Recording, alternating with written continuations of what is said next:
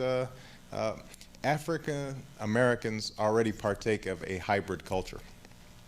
You know, we are part of a hybrid culture, and we can't deny that. So in some ways, you know, the more obvious biracial identity that I have to affirm, African Americans also have to affirm.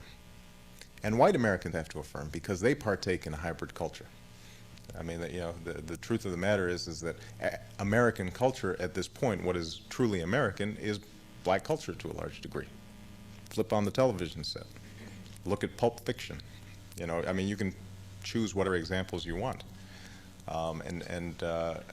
It's had a profound influence on this entire nation, and it has to be affirmed. In terms of my civil rights practice, it's hard. It's hard right now because Reagan and Bush appointed judges that are not sympathetic to civil rights laws.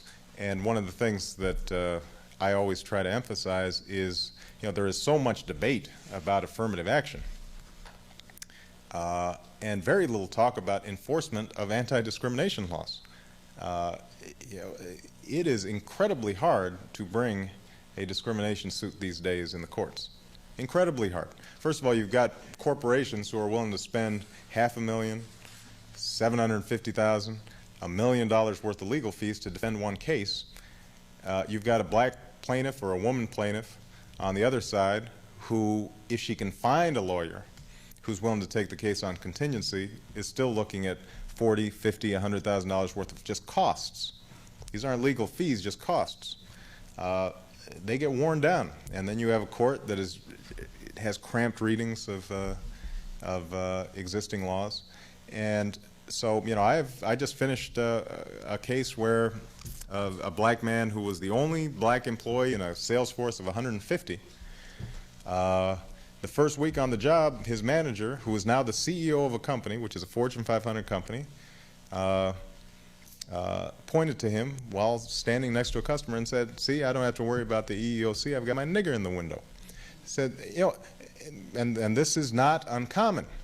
And so, you know, the conservatives have been very effective in using the moniker politically correct to sort of beat back the progress we've made in terms of decency and civility. But I think that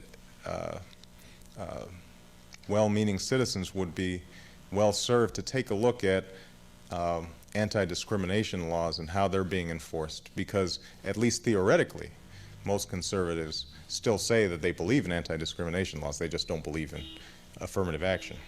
In practice, however, it's very hard to apply those laws in a just and equitable way. So, okay, thank you very much.